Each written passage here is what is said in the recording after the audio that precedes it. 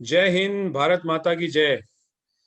अक्सर हम सैनिक किसी व्यक्ति विशेष के लिए शब्द यूज करते हैं, लेकिन मेरे हिसाब से और सही मायनों में सैनिक एक आचरण है, एक सोच है, एक एटीट्यूड है, एक विचारधारा है। जो इंसान परिस्थितियों से जूझकर अपना परचम लहरा दे वो सैनिक है। सिंपल। हाँ, सेना की सिखलाई इस सोच को दृढ़ बना देती है, पक्का बना देती है, इस कदर कि जो सैनिक है वो रिटायर होने के बावजूद इस सोच से निकल नहीं पाता है और परिस्थितियों से जूझकर जीतता रहता है। लेकिन कई बार उसको जब परिस्थितियां आसान नजर आती हैं तो वो खुद को चैलेंजिंग परिस्थितियों की तरफ झोंक देता है ताकि कुछ तो करने के लिए मिले। एक ऐसी ही पर्सनैलिटी हमारे बीच आज मौजूद है जिनका नाम है नरेश सिंह नयाल। इंडियन एयरफोर्स से 15 साल की नौकरी करने के बाद ये सेवानिवृत्त होकर आज क्या कर रहे हैं, इसके बारे में हम इन्हीं से जानेंगे। आइए शो पर उनको स्वागत करते हैं। नरेश सिंह नयाल, शो पर नेवर से डाई सीरीज पर आपका स्वागत है। जय हिंद। जय Hind sir, thank you very much. पहले तो मुझे इस शो में बुलाने के लिए। नरेश, आपने बचपन में एक नाम लिया था, एक्चुअल में वो बिना नाम का लड़का। वो क्या कहानी है और आपका बचपन और स्कूलिंग कैसी बीती, वहां से शुरू करते हैं, जरा बताइए उसके बारे में। जी बिल्कुल सही कहा आपने। हर किसी का नाम होता है, हर किसी को एक संज्ञा दी जाती है, लेकिन कभी कभी जीवन में ऐसा एक माहौल बन जाता है, एक परिवेश ऐसा बन जाता है जहां पर वो संज्ञा आपको आपको पता है लेकिन सामने वाले को पता नहीं रहती। तो ऐसा ही कुछ मेरे साथ हुआ था। मेरी जो बचपन की स्कूलिंग थी, प्राथमिक पाठशाला 9 नया गांव, जो कि ओखलकांडा ब्लॉक में है, नैनीताल डिस्ट्रिक्ट, उत्तराखंड में, वहां से शुरू हुई। लेकिन क्योंकि मुझे जाना था और मेरे चाचा जी आसाम राइफल्स में थे, तो वो फौजी परिवेश आप कह सकते हैं, और कि पापा सीआरपीएफ में थे, घर में माहौल था। फिर मैं पढ़ाई के लिए चला गया चाचा जी के साथ आसाम में। हुआ यूं, जो आपने कहा कि बिना नाम का लड़का, मेरी संज्ञा तब हो चुकी थी। वो कहते हैं ना कि किसी चीज को भी बोलने के लिए, करने के लिए, कम्युनिकेट करने के लिए you must know the language, और you must be known to some language what the people are speaking around you. तो मेरे साथ ऐसा नहीं हुआ। मैं कुमाऊनी बोलता था, और जैसे ही मैं आसाम गया और वहां पर आसाम राइफल की जो सैनिकों की एक सिस्टमेटिक लाइन बोलते हैं वहां पर होता है, तो वहां पर था। एक कोने में हमारा क्वार्टर था यानी कि चाचा जी का, और दूसरे कोने में एक क्वार्टर और था जो कुमाऊनी थे। तो मेरी संज्ञा जो थी इस बीच गायब हो गई, जो बिना नाम का लड़का। यानी मुझे हिंदी बोलनी नहीं आती थी, और मुझे बीच में जो लड़के रहते थे जो मेरी हम उम्र के थे, ये बात है बचपन की, यानी कि तब मैं क्लास 3rd 4th में पढ़ता, तब की बात है। और फिर उसके बाद में जब मैं जैसे ही बाहर निकलता था तो शायद उन्हें भी इंतजार रहता था, एक कोई नया चेहरा। वो होता है ना कि बचपने में हर कोई छेड़ते देखना हैं चाहता है। लड़के। बिल्कुल बिल्कुल बिल्कुल सही कहा कि छेड़ते हैं। तो वो जो छेड़ना था, वो मैं अक्सर अपनी खिड़की से देखता था कि कोई है तो नहीं, और जैसे ही मुझे कोई दिखता था मैं चुपचाप अंदर चले जाता था। अपना वो संज्ञा यानी कि बिना नाम का लड़का, वो इसलिए होता था क्योंकि मुझे हिंदी नहीं आती थी। हालांकि वो जो छेड़ना था वो मुझसे नाम पूछते थे कि तेरा नाम क्या है या तुम्हारा नाम क्या है, लेकिन मेरे समझ में नहीं आता था क्योंकि मैं कुमाऊनी बोलता था। और उसके बाद में मैंने क्या करना है कि जैसे ही सब अंदर हुए और मैं भाग जाता था। ये चालाकी मेरी थी, लेकिन मुझसे चतुर और भी बच्चे थे। वो क्या करते थे, इंतजार करते थे, और जैसे ही मैं भागा तो 2-4 तो रास्ते में मिल ही जाते थे जो बोलते थे ये देखो बिना नाम का लड़का जा रहा है। तो ये वो वाली कहानी है। तब मैंने पढ़ना शुरू किया, मेरे चाचा जी ने मुझे पढ़ाया। बड़ी मुश्किल से मेरा एडमिशन, जहाँ क्लास 4th में होना था, 2nd में हुआ आसाम राइफल के स्कूल में, और मैंने पढ़ना शुरू किया।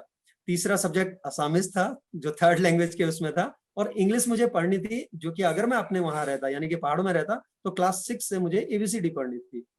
अब यहाँ वो चीज मुझे जब मेरा एडमिशन हुआ तभी से पढ़ना था, यानी कि क्लास 2nd में। वो भी एक शर्त पे एडमिशन दिया गया मुझे क्लास 2nd में, कि अगर ये पास होता है जो हाफ ईयरली है उसमें, तब इसको यहाँ रखा जाएगा इस क्लास में, नहीं तो इसे फिर से डिमोशन कर दिया जाएगा। अक्सर जीवन में प्रमोशन अच्छे लगते हैं, और मुझे बोला गया कि डिमोट कर दिया, यानी कि नीचे क्लास में से ले आएंगे। तो मैंने कहा ठीक है। अब पढ़ना शुरू किया, सब कुछ पढ़ा उन्हीं बच्चों ने, फिर उन्हीं के साथ थोड़ा बहुत मिलना शुरू हुआ, घूमा फिरा, क्योंकि छोटा था तो जल्दी सीखने का एक वो भी रहता है।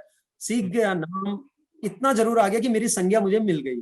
जब वो बोलते थे बिना नाम का लड़का जा रहा है, तो मैं चिल्ला के बोलता था नहीं मैं नरेश हूँ। तो वो चीज मुझे आ गई, वो संज्ञा जो खोई हुई थी वो मिल गई। अब मैंने पढ़ना शुरू किया और हाफ ईयरली में मुझे आज भी याद है, मैं असामीज में फेल हुआ था और इंग्लिश में मेरे बड़े कम नंबर आए थे, यानी कि पास हो गया था और बाकी में ठीक ठाक था। अब जैसे ही हुआ तो फिर मतलब ये है कि मुझे डिमोट नहीं किया गया, मैं क्लास सेकंड में ही रहा और वो सारे मेरे दोस्त बन गए। फिर जब जैसे जैसे आगे बढ़े, हाफ ईयरली के बाद में जो बिना नाम का लड़का कहते थे वो मेरी नोटबुक लेने आने लगे और यूं ही सिलसिला चलता रहा पढ़ाई का। तो ये था मेरा जो बिना नाम वाला, उसको एक संज्ञा मिल गई। तो आपकी स्कूलिंग जो शुरू हुई थी, जिसमें आपको शुरू में थोड़ी समस्याएं आई, तो बाद में लेकिन आप क्या एक वीक स्टूडेंट से अपने आप को उभार पाए? बाद में आपके रिजल्ट कैसे थे? मेरे रिजल्ट्स अगर मैं बताऊं तो थ्रू आउट मेरे रिजल्ट्स मैं फर्स्ट 3 में हमेशा रहा हूं, वो क्लास सेकंड से लेके क्लास 12 तक। और अक्सर लोग मतलब बाकी के पेरेंट्स बोला करते थे, लोगों को ऐसा सुनने में मिलता था, तब अच्छा लगता था कि उसको देखो, यानी नरेश को देखो, वो पढ़ाई करता है और उसके मार्क्स अच्छे आते हैं। तो कई बार हमको किया जाता था, अब ये हमें पता था कि किस तरह से किया जाता है। लेकिन जब मैं पढ़ रहा था, पहले आसाम राइफल स्कूल में पढ़ा, फिर मैं हॉस्टल में चला गया, क्लास 4th में हॉस्टल में चला गया अरुणाचल में, जो कि मिलिट्री हॉस्टल था। वहाँ कई चीजें सीखने को मिली, जो कि पूरा फौजी तरीके से हर चीज होता था, वो चीज सीखने को मिला। वो हॉस्टल की लाइफ मुझे बहुत कुछ सिखा गई, जो वहाँ हर चीज मैंने देखा, हर चीज मैंने सीखा। और जो हम सुबह शाम तो देखते थे क्या क्या क्या आप क्या क्या एक्टिविटीज में पार्टिसिपेट करने लगे स्कूल में? स्कूल्स में अगर स्कूल की बात कहूँ तो मैं गेम्स एंड स्पोर्ट्स तो करता ही था, साथ में कल्चरल एक्टिविटीज में पार्टिसिपेट करने लगा, मैं स्पीच कॉम्पिटिशन्स में पार्टिसिपेट करने लगा, मुझे ड्रामा करना बड़ा अच्छा लगता था, यानी कि स्किट्स और ये सब में पार्टिसिपेट करने लगा, फैंसी ड्रेस में पार्टिसिपेट करने लगा। मुझे पता नहीं क्यों कहीं ना कहीं मुझे ऐसा लगता था जैसे कोई एक्टिविटी आ रही है, मान लीजिए कि जैसे केंद्रीय विद्यालय, जब मैं मोहनबाड़ी से निकल के असम राइफल से निकल के केंद्रीय विद्यालय में आया क्लास 8th में, तो वहां पर अलग अलग मीट्स होती थी, आज एनुअल फंक्शन है। तो मुझे आज भी एक हमेशा याद रहता है, भंगड़ा हमने किया, भंगड़ा के लिए हमारी क्लास ने एक ट्रुप बनाया और हमको करना था। लेकिन वहां पर क्या हुआ, उसी बीच हड़ताल हो गई। अब जो भंगड़ा की कॉस्ट्यूम लेके आनी थी, वो लानी थी 20 किलोमीटर दूर से, गुरुद्वारे से लानी थी। तो हमसे कहा गया नहीं ये तो हो नहीं पाएगा, क्योंकि वहां गया फाइनल ड्रेस रिहर्सल के दिन में। हमने कहा नहीं, हमें आप थोड़ा सा मौका दीजिए मैम। उनको जो इंचार्ज थे उनको बोला और आखिर में हमने साइकिल उठाई, 4 लड़कों ने, और हम 20 किलोमीटर यानी कि जाना और 20 किलोमीटर आना साइकिल लेके आए। हमने भंगड़ा परफॉर्म किया फाइनल ड्रेस रिहर्सल में। और एनुअल फंक्शन में सबसे अच्छा, वैसे भी पता ही है सब, सबसे अच्छा कोई कोई चीज अगर हुआ तो भंगड़ा को सबसे ज्यादा वो मिला। ये क्लास 9th की बात है, जब मैं क्लास 9th में था। तो फिर मैं स्पोर्ट्स एक्टिविटीज में खेलने लगा, बैडमिंटन खेला, मैंने क्रिकेट खेला, क्लस्टर मीट और रीजनल मीट तक खेला। मैंने एथलेटिक्स किया, एथलेटिक्स में तब मैं हाई जंप करता था और जेवलिन थ्रो करता था। मेरे कॉम्बिनेशन हमेशा ऐसे ही रहे, थोड़ा अजीब से, अगर आप देखेंगे तो अलग अलग कॉम्बिनेशन है। तो वो करने लगा। उसके बाद में फिर मुझे लगता था कि भैया लोग क्रिकेट खेल रहे हैं तो हमें भी खेलना है। अब हम लोग फिर खेलने जाते थे, मैचेस लगने लगे। तो क्रिकेट मैंने 11th और 12th में मैंने सबसे अच्छी क्रिकेट खेली है अपने टाइम की। मुझे अच्छे ऑफर भी मिले आसाम में जब था, कि आप यहीं रहिए और यहाँ से खेलिए। लेकिन मुझे वापस आना था कॉलेज के लिए अपने होम टाउन, क्योंकि चाचा जी आ रहे थे। तो इस तरह से स्कूलिंग हुई। फिर एक जो हमेशा याद आता वो था मेरा साइंस का प्रोजेक्ट, क्योंकि केंद्रीय विद्यालय में क्या प्रोजेक्ट होते हैं और उसके कॉम्पिटिशन होते हैं। तो पहले हम गए क्लस्टर मीट खेलने के लिए, गए हम शिलोंग, अपर शिलोंग में। हम टीवी में दिखाए गए, यानी कि हम मतलब वो मीट कवर हुई और तब हमारी एक सिर्फ झलकी आई। तो जब वापस आए मोहनबाड़ी में तो लोगों ने कहा अच्छा आप लोग तो टीवी में आए थे, क्योंकि न्यूज में सबने देखा था। और उसके बाद में जब हम खाना पारा, यानी कि कुछ दिनों के बाद में जब रीजनल मीट खेलने के लिए गए, तब थोड़ा ज्यादा कवरेज हुआ और वहां पर इत्तेफाकन ये हुआ कि एक एक से थोड़ा थोड़ा बाइट्स ली गई। तो उसमें हम दो भी आ गए। मेरा जो पार्टनर था वो मेरा दोस्त डॉक्टर रवि फुकन, जो आज डॉक्टर है। तो हम दोनों का वो प्रोजेक्ट था। ऐसे करते करते हम नेशनल के लिए सिलेक्ट हो गया। हमारा प्रोजेक्ट जो हमने बनाया था वो मेरे स्कूल की सबसे लंबी मैं कहूंगा कि एक यात्रा थी, क्योंकि केंद्रीय विद्यालय छबुआ से, केंद्रीय विद्यालय मोहनबाड़ी से मैं आ रहा था केंद्रीय विद्यालय अलीगंज लखनऊ। वहां हम खेलने के लिए आ रहे थे नेशनल। तो वहां भी हमने कई चीजें सीखी कि किस तरह से लोगों से मिलना है, वो प्रेजेंटेशन। इस तरह से मैं सब एक्टिविटीज में शुरू से ही पार्टिसिपेट करने लगा। और पढ़ाई में मुझे हमेशा शुरुआत से ही इंटरेस्ट रहा, हमेशा। आपने बताया था कि आप साहित्य में भी रुझान रखते थे, उसके जी। बारे में भी थोड़ा बताइए। साहित्य में रुझान मेरा क्लास 9 से हुआ, जब डॉक्टर आनंद मोहन उपाध्याय सर हमारे हिंदी टीचर आए। और मुझे आज भी याद है, जब मैंने पहली कविता लिखी, एक पंखा और एक सब्जी मंडी और अभिलाषा, जो कि न्यूज़पेपर में पब्लिश हुए, वहाँ के लोकल न्यूज़पेपर पूर्वांचल प्रहरी। अब होता यह है कि मैं घर लेके जाऊं, मेरी जो लाइब्रेरियन थी मैम हमारी उस टाइम में, मिरांडी मैम, तो वो लेके आई मेरे पास। उन्होंने तो कटिंग दे दी, अब मैं खुश भी हो गया, लेकिन शाम को घर भी जाना है। और उस टाइम में अक्सर जिस फैमिली बैकग्राउंड से हम लोग आते थे और जिस तरह से होते थे, क्योंकि वहां पर ये है कि एक्स्ट्रा करिकुलर एक्टिविटीज, खासकर लिखना, और ये एक अलग चीज का हुआ है। तो ऐसा बोला जाता कि पढ़ाई में ध्यान दो, तो मैं उसको छिपाता रहा शाम तक, लेकिन खुशी अंदर थी, क्योंकि वो छपा हुआ था अखबार में। और सब ने बहुत बधाइयां दी थी, स्कूल में भी, टीचर्स ने भी कहा था, सबने कहा था बहुत अच्छा कर रहे हो। लेकिन घर कैसे दिखाऊं? अब शाम हुई और चाचा जी जैसे आए, तो मैं इंतजार करता रहा। फिर बड़ी मुश्किल से मैंने दिखाया, तो मैंने कहा चाचा जी ये ना मेरा आज अखबार में छपा है, लिटरली यही बोला मैंने तब भी। सो मैंने ऐसे दिखाया उनको, I have some those cuttings of the newspaper. So उन्होंने सडनली मेरे से बोला, दिखा, ये न्यूज़पेपर में छपा है? मैंने कहा हाँ न्यूज़पेपर में छपा है। तो उन्होंने मुझसे कहा, क्या बात है, ये तो बहुत अच्छी बात है। तो जैसे ही उन्होंने बोला बहुत अच्छी बात है, जो खुशी शायद मेरे हलक में अटक रही थी वो बाहर छलक गई। और जब खुशियां बाहर छलक जाती हैं तो वो फिर मुझे लगता है कि फलने फूलने लगती हैं, ऐसा ही कुछ हुआ था। और तब से मेरी जर्नी, जो राइटिंग की जर्नी है, वो अभी भी चल रही है। अभी मैं यहाँ पे बैठा हूँ तो अभी भी चल रही है, अभी भी लिख रहा हूँ। Very good. तो एक साहित्य की लाइन, एक स्पोर्ट्स की लाइन, ये दोनों बिल्कुल ही अलग अलग लाइन है, लेकिन इसके बावजूद आप पहुंच गए एयरफोर्स में, और ड्यूटी आपकी बिल्कुल अलग थी वहां पर। तो ये तीनों एक दूसरे से मिलते नहीं है, एयरफोर्स में कैसे पहुंच गए फिर आप? एयरफोर्स में जब जाने की भी एक कहानी है, वो भी मैं कहूंगा कि साहित्य और ये दोनों का मेल है। क्योंकि जब मैं एनएसएस के कैंप में था, और उस बीच 1997 में पहली बार जब न्यूज़पेपर में, वहां भी न्यूज़पेपर में आया, देखिए न्यूज़पेपर में एक रैली होनी है एयरफोर्स की रिक्रूटमेंट की, एक्स एंड वाई ग्रुप का, जो एयरमैन का होना है, सिलेक्शन होना है। जो एक्स ग्रुप का गढ़वाल के लिए था वो श्रीनगर में था, और कुमाऊं के लिए था वो अल्मोड़ा में था। मैं हल्द्वानी में था, जो मेरा होम टाउन है हल्द्वानी में था, एमबीपीजी कॉलेज में, जहां पर मैं कर रहा था। कॉलेज में भी मैंने एक्टिवली, मैंने क्रिकेट भी खेला, मैंने बैडमिंटन में कॉलेज को रिप्रेजेंट किया, और उसके बाद एनएसएस के कैंप में था। तो जैसे ही एनएसएस के कैंप में गया, उसी बीच मुझे कई सारे अवार्ड्स मिले, बेस्ट वॉलंटियर, एक्सटेम्पर स्पीच में, स्किट में। तो डेली न्यूज़पेपर में मेरा नाम आ रहा था। और उसके बाद में जब मैं वापस आया, तो सेम जो हमारे हिंदी के प्रोफेसर सर थे, हरीश पाठक सर, उन्होंने पीछे से आवाज लगाई, और कविवर। तो और कविवर मैं तो हूं नहीं। तो देखा मैंने कि वो फिर बोलते हैं कि उस टाइम में मैंने जो भी पहना था, मेरी आइडेंटिटी बताया, और बोला आपसे ही बात कर रहा हूं मैं। तो मुझे लगा, मुझे तो उसके बाद में मैंने कहा, उनसे बात की, बोला उन्होंने मुझसे कहा था कि कितने कागज गंदे किए हैं आपने। उनका कहने का मतलब था कि इंक कितनी हो गई।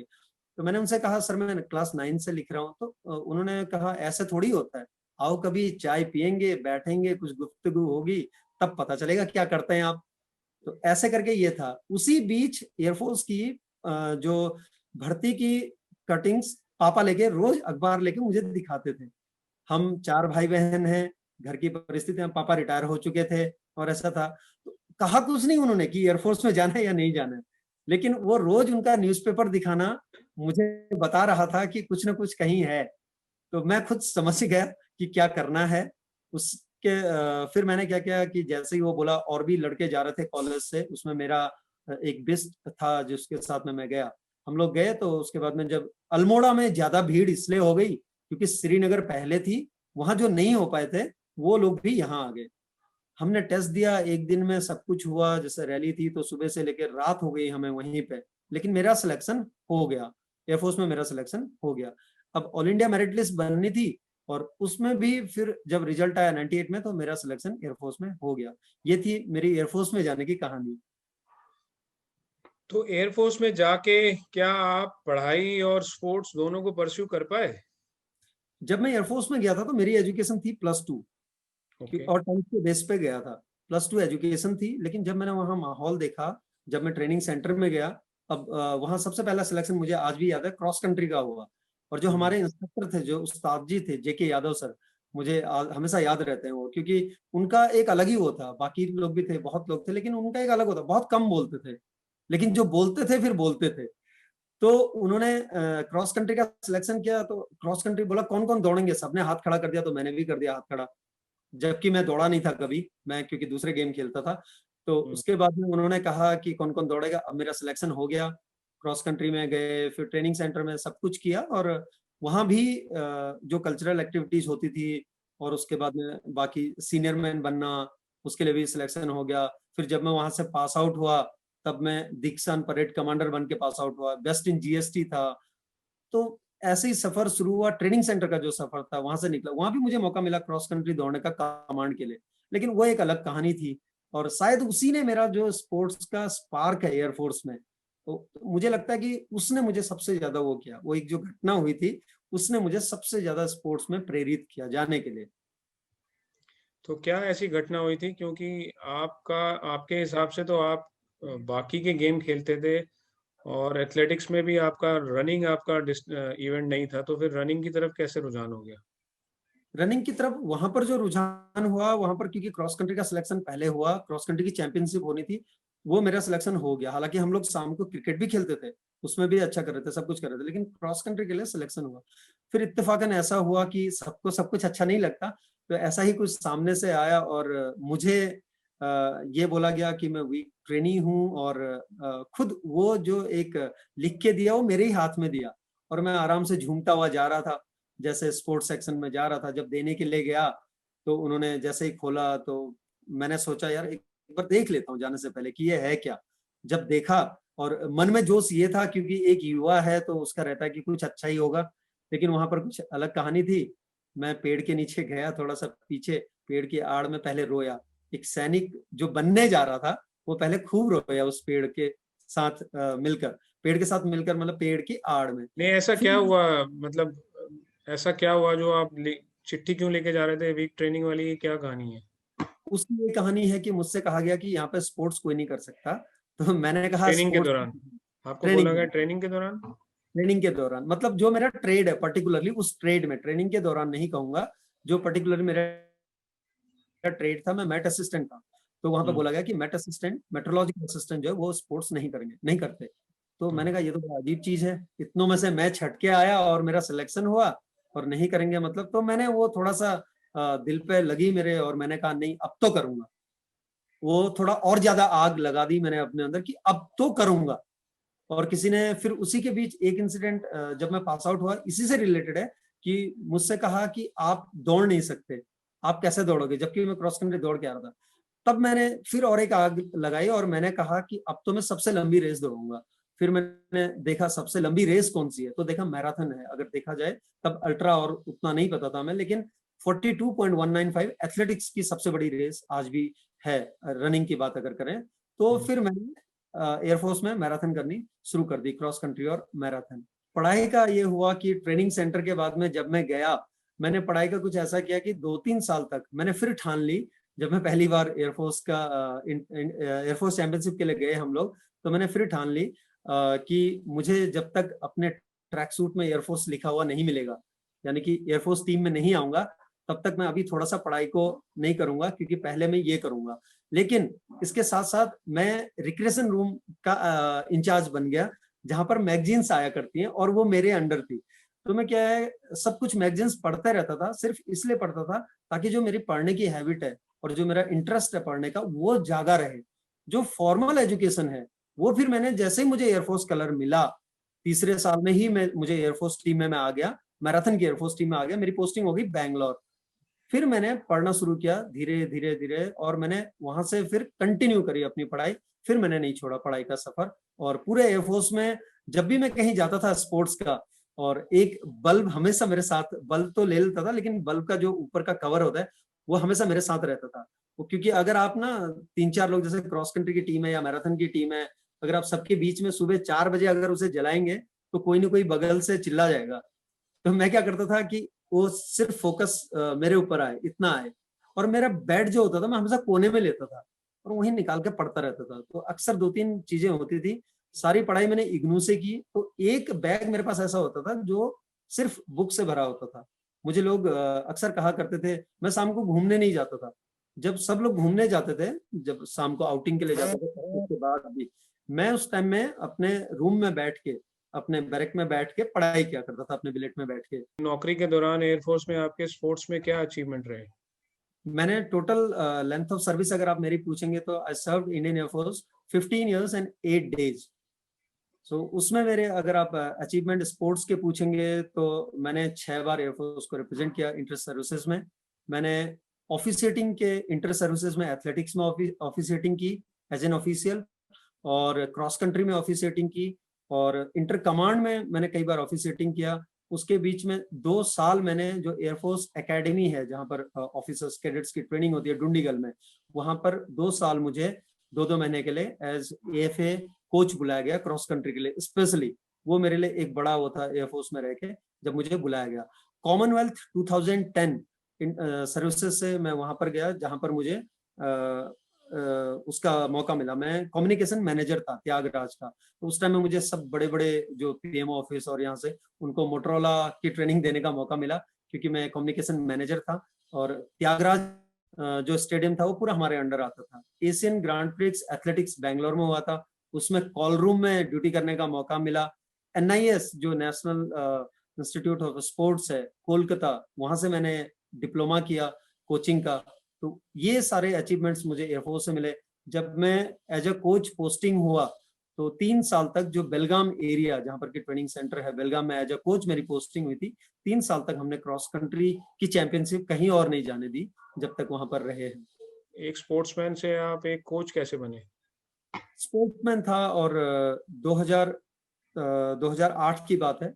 2008 में जब मैंने देखा कि मुझे 15 ईयर्स सर्व करना है, और उसके बाद मेरे ही कोच उस टाइम में संतोष सर जो मेरे कोच थे वहां पे, उन्होंने मुझसे कहा कि ये why don't you go for NIS, why don't you apply for NIS. बल्कि उन्होंने नहीं कहूंगा, मेरे एक प्रैक्टिस पार्टनर थे, मेरे सीनियर थे मनोज करके, उन्होंने कहा सर इसको भेज दो ना, नयाल को भेज दो एनआईएस के लिए। So my coach asked me what is your qualification, are you graduate? तो तब मैं पीजी हो चुका था, और मैंने पोस्ट ग्रेजुएशन कर ली थी, और किसी को पता नहीं था ज्यादा। लेकिन डॉक्यूमेंट एंट्री थी, तो नॉर्मली क्या शाम को जैसे मिलते हैं तो वो सबको ऐसा लगता था ये बस ठीक है, ये कर रहा है बस हो गया। लेकिन मैं पढ़ाई कर रहा था, तो वो सब चीजें करता रहा। तो फिर तब मैंने, जैसे ही उन्होंने बोला एनआईएस का, तब मुझे लगा, और मुझे कोचिंग करना, मुझे किसी को सिखाना बहुत अच्छा लगता है, किसी को सिखाना अच्छा लगता था वो। और एक चीज था कि मैं अपना जो स्पोर्ट्स का पैशन है, फिर मैंने देखा कि एज के साथ आप एज ए स्पोर्ट्समैन नहीं, एज ए कोच अगर रहेंगे तो आप, दो आपके पास ऑप्शन बचते हैं, एज एन ऑफिशियल और एज ए कोच। तो मैंने कोच वाला ज्यादा अच्छा लगा, क्योंकि सिखाना मुझे अच्छा लगता है। तो फिर मैंने कोच के लिए ऑप्ट किया, और 2008-9 में कोचिंग के लिए मैं चला गया, कोचिंग के कोर्स के लिए, डिप्लोमा के लिए। एयरफोर्स में आप जब कोच रहे तो उस दौरान में आपका क्या कैसा अचीवमेंट रहा? जब मैं कोच बन के 2009 में डिप्लोमा करने के बाद में, तो सबसे पहले मुझे हाई जंपर दिया गया, और मैं मैराथन करता था। हो सकता है मेरे सीनियर शायद मुझे टेस्ट करना चाहते थे, या जो भी था, उन्होंने मुझे हाई जंपर दिया, क्योंकि एथलेटिक कोच हैं आप। और मैराथन मेरा इवेंट था, वो मैं करता था। लेकिन जब आप डिप्लोमा करने जाते हैं तो आपको पूरे 24 इवेंट्स की कोचिंग का आपको नॉलेज दिया जाता है, आप वो करके आते हैं, क्योंकि आप एथलेटिक कोच होते हैं, मैराथन कोच नहीं होते। तो जाते ही मुझे हाई जंपर मिला सबसे पहले। तो फिर मैंने उसे कराया, तो उसका इम्प्रूवमेंट हुआ। इम्प्रूवमेंट जैसे ही हुआ, और वो मेरे लिए एक बड़ा अच्छा होता, खुद लड़के को बड़ा अच्छा लगा कि मेरा इम्प्रूवमेंट आया। दूसरा और एक जो इंसिडेंट है, एक बेनीवाल करके लड़का था जो काफी टाइम से कर रहा था, उसका डिस्कस थ्रो उसको करना था। उसको मैंने काफी टाइम तक ट्रेन किया बेलगाम जाने के बाद, क्योंकि उसकी पोस्टिंग भी वहीं पर आ गई। और उसका जो बेस्ट थ्रो निकला वो मेरे अंडर निकला, एज ए कोच जब मैं वहां पर आया तो मेरे अंडर निकला। एकेडमी में बहुत अच्छा परफॉर्म किया जब मैं एज ए कोच गया लड़कों ने। उसके बाद में जब मैं बेलगाम में, जब मैं एज ए कोच पोस्टिंग था, तब वहां पे लड़कों ने बहुत अच्छा परफॉर्म किया। और आज भी लड़के जिन्होंने क्रॉस कंट्री की थी मेरे अंडर, या जो लोग ट्रेनिंग करते थे, वो आज भी बड़े अच्छे अच्छे सब इंटरनेशनल एथलीट्स हैं कई, और काफी अच्छा कर रहे हैं। एयरफोर्स से जब सेवानिवृत्त हुए, एक अच्छे खासे रेजिडेंशियल स्कूल में आपने कोचिंग देनी शुरू करी बच्चों को, और आपकी सैलरी और आपकी मैडम की सैलरी को मिला के फाइनेंशियली आप अच्छा खासा जीवन व्यतीत कर रहे थे। फिर अचानक क्या हुआ कि आपने वो सब छोड़ के कुछ नया करने की सोची, वो क्या चैलेंज लिया और वो क्यों लिया चैलेंज, उसके बारे में बताइए। मैं जैसे ही जब मैं रिटायर होने के बाद में जब मैं आया, और उसके बाद जो मेरी एजुकेशनल क्वालिफिकेशन थी, क्योंकि 15 इयर्स में आपके पास 16 सर्टिफिकेट्स, डिप्लोमा और जब सब कुछ होता है, तो कहीं ना कहीं आपका जो रिज्यूमे होता है, वो खासकर जब आप कहीं पे भेजते हैं तो लोग उसे देखते हैं। उसको देखने के बाद में जब आप ग्राउंड में दिख जाएं, अगर किसी को प्रैक्टिकली अगर दिख जाए, तो लोग आपको एब्जॉर्ब करने की सोचते हैं। ऐसा ही कुछ मेरे साथ हुआ था। मैंने Rana international school Degana join किया, और मेरी वाइफ पहले से वहीं पे पढ़ा रही थी। वाइफ पीजीटी इंग्लिश पढ़ाती थी और मैं पीजीटी फिजिकल एजुकेशन। तो फिनेंशियली अगर देखें तो रेजिडेंशियल स्कूल था, हमारा कोई खर्चा नहीं था, और सब कुछ एक तरह से देखें तो सब कुछ वहीं से था। और हमारी जो सैलरी थी और फिनेंशियली बहुत स्ट्रॉन्ग कह सकते हैं आपकी, बहुत अच्छा था। और जब मैं फिर उसके बाद में मैं इधर घूमने के लिए आया, जो मेरे ब्रदर इन लॉ हैं राजेंद्र सिंह नेगी, वो पार्सली साइटेड है। वो यहाँ पे एनआई पीवीडी देहरादून, जिस इंस्टीट्यूट में मैं अभी हूँ, वहाँ पे काम कर रहे थे। वहाँ पे वो एज एन आईटी एजुकेटर है, वो काम कर रहे थे। उसी बीच यहाँ पे जो फिजिकल एजुकेशन इंस्ट्रक्टर थे, वो रिटायर हो रहे थे, वो रिटायर हो चुके थे। तो इन्होंने देखा कि और मैं स्पोर्ट्स में ही हूँ, उनको लगा कि ये भी है, तो उन्होंने मुझे बोला कि ऐसा ऐसा निकला हुआ है, एक बार देख लेना, क्या आप उसकी जो रिक्वायरमेंट्स है उसको पूरा करते हो आप? तो अगर भर सकते हैं, if you are eligible for that, you can fill up the post, you can fill up that form, not post, that form. तो मैंने पहले हल्के में लिया, और उसके बाद में जब मैं डेली शाम को जाता था, तो मुझे ये दिखते थे, क्योंकि मैं 10-15 दिन यहाँ पर रहा देहरादून में अपने ब्रदर इन लॉ के साथ में। जब मैं रहा तो तब मैंने देखा, तब मैंने टोटली ब्लाइंड देखे पहली बार, और उनके बीच बच्चे खासकर, क्योंकि बड़े तो कहीं ना कहीं जिंदगी में टकराते रहते हैं, क्योंकि ये रेजिडेंशियल है, तो बच्चे देखे तब मुझे। मुझे बड़ा अच्छा लगा कि ये है। तो फिर कभी जा रहे हैं, कभी गिर रहे हैं, और अगर टकरा भी जाए तो उसके बाद खुश हो रहे हैं, तो मुझे बड़ा अच्छा लगा। तो फिर मेरा सडनली ये हुआ कि भर देता हूँ। मैंने भरा, फॉर्म भरा और आ गया। ठीक है, फिर उसके बाद में जैसे ही इंटरव्यू और एग्जाम्स हुए, मैं क्वालिफाई कर गया। तो मुझे लग रहा है कि जो मैं बच्चों के साथ जो उनका मैंने खिलखिलाना देखा, क्योंकि उन्होंने देखा नहीं। और एक इंसिडेंट मुझे अभी भी याद है, मैं गेट से क्रॉस हो रहा था, गेट से टकराया एक छोटा बच्चा, और गेट से टकराने के बाद में वो जैसे बोलता है, जैसे टकराया, वो बोलता है, वो ये कौन आ गया, टूटा तो नहीं, ऐसे करके। एक छोटा सा बच्चा, उसे पता है गेट से टकराया, लेकिन वो ऐसे कर रहा है, बोला टक्कर टूटा तो नहीं। तो वो मुझे लगा कि यार इतना सारा ये हडल है, और उसको इतना सिंपली ले रहा है ये बच्चा, बहुत बड़ी सीख दे रहा है। और मुझे कुछ अलग करना था, शायद वही चीज, वही आग, और वही जो एक फौजी एटीट्यूड की कुछ हटके करना है, कुछ अलग करना है, वो मुझे यहाँ ले आई। तो नरेश जी, NIEPVD, जो कि national institute empowerment for persons with visual disability, location Dehradun में जिसकी है, वहां पर आप फिजिकल एजुकेशन के इंस्ट्रक्टर के तौर पे आपने नौकरी करनी शुरू करी, और आपका जो गेम था मेन, वो था एथलेटिक्स का। तो जो एक ये नया चैलेंज था, पर्संस विद डिसेबिलिटी, वो भी विजुअल डिसेबल, इनको हैंडल करने का जो तरीका था, वो आम कोचिंग वाले लोगों को हैंडल करने के तरीके से बिल्कुल डिफरेंट था। वो क्या चैलेंजेस जो आपने शुरू में फेस किए और उनको कैसे हैंडल किया आपने? ये एक बड़ा अच्छा प्रश्न है, और अक्सर लोग सोचते हैं कि कैसे होता होगा। It's totally entirely different from general coaching. When you are coaching those person और those boys and girls, those who can't see, वो देख नहीं सकते, आप उनको कोचिंग दे रहे हैं, वो बहुत अलग था। मैं as a physical education instructor जब मैंने ज्वाइन किया, तो उसके बाद में सबसे पहला जो अगर तीसरा दिन था, और जब क्रिकेट का ट्रायल चल रहा था, ब्लाइंड क्रिकेट का, मैंने ही बॉल कराई ट्रायल लेने के लिए बॉल कराई, तो एक लड़के का दांत निकल के नीचे आ गया। मैंने उससे पहले ही बोला हेलमेट पहन लो, पिच अनइवन है, क्योंकि गेम में पहले से ही था, तो इतना तो आइडिया था। तो मैंने बोला पिच इवन है, लेकिन लड़के नहीं, और रहने दो सर। तो मैंने कहा ठीक है, रहने दो। उसने लिया बॉल, मैंने कराई, और सडनली वो बाउंस हुई, शायद होने का था, बाउंस हुई, और उसके एक दांत निकल के नीचे आ गया। मुझे पता लग गया, वो आवाज अलग थी, तो पता लग गया कुछ तो हो गया। जैसे ही वो दांत नीचे आया, मैं थोड़ा सा घबराया। अगर आप सही पूछेंगे तो मैं घबराया थोड़ा सा, लेकिन जैसे ही घबराया और जब उसका रिएक्शन देखा सामने से लड़के का, बोला, मैंने कहा अभी खेलोगे, क्या करो सर? कुछ नहीं, थोड़ा सा खिड़की तो खुली है, मैं खेलूंगा। तो मैंने कहा खिड़की खुली है मतलब दांत निकल के नीचे आ गया? मैंने कहा तुम्हें पता है क्या हुआ है? सर बताया ना आपको, एक खिड़की खुली है मतलब एक दांत नीचे आ गया। तो मैंने कहा अभी खेलोगे? तो बोला ट्रायल दूंगा सर मैं। तब मुझे ये लगा कि वहां से एक मुझे एक अजीब सी हिम्मत, अजीब सी ताकत मिली कि जब ये सोच सकते हैं तो मुझे वो सोच रखनी होगी कि, और जो चीज मैं पहले से भी करता आ रहा था, लेकिन आज उस पर एक मैं ये कहूंगा कि एक मुहर लग गई, एक मुहर लग गई कि ऐसा ही करना है मुझे। मैंने कंटिन्यू किया, उसने भी खेला और उसके बाद में आया। लेकिन यहाँ चैलेंजेस बहुत सारे थे जब मैं कोचिंग में आने लगा। कई बार ऐसा होता है कि खासकर जब आप गर्ल्स को ट्रेन करते हैं, अब ऐसा है कि यहाँ पर नर्सरी से एडमिशन हो जाता है बच्चों का, और उसके बाद में वो यहीं पे बड़े होते हैं। लेकिन अगर आप उनके साथ बीइंग अ टीचर, अगर आप ये सोचोगे कि ये लड़की है, ये लड़का है, और ये गर्ल है, ये बॉय है, तो मुझे कहीं ना कहीं लगता है कि आप इनजस्टिस कर रहे हैं। Being a teacher, you are doing injustice to those girls who are educating, who are taking education under you, आपके साथ में जो एजुकेट हो रही हैं। तब मैंने वो चीज किया। तो इसका इंसिडेंट भी मुझे अच्छी तरह याद है आज भी। मैं, रवीना एक एथलीट थी जिसको मैं ट्रेन कर रहा था, सो मुझे उसे बताना था, वो पार्सली साइटेड है, मुझे उसे बताना है कि आपको लॉन्ग जंप करना है, वो जंपर है और स्प्रिंटर है, मुझे उसे बताना है कि आपको 90 डिग्री करना है, थाई को 90 डिग्री करना है। ठीक है, अगर साइटेड है तो अगर फौजियों को देना है तो मैं कमांड दूंगा एक, okay look here, I am doing this and you have to perform like this. ये तो हो गया आपका साइटेड का, आप 10,000 लोग खड़े कर दीजिए, एक प्लेटफॉर्म में चढ़ जाइए, ये हो जाएगा। लेकिन जब आप विजुअली डिसेबल्ड जो उनको करते हैं, या जिनका जो विजुअल इंपेयरमेंट में है उनको करते हैं, तो थिंग्स आर डिफरेंट देन।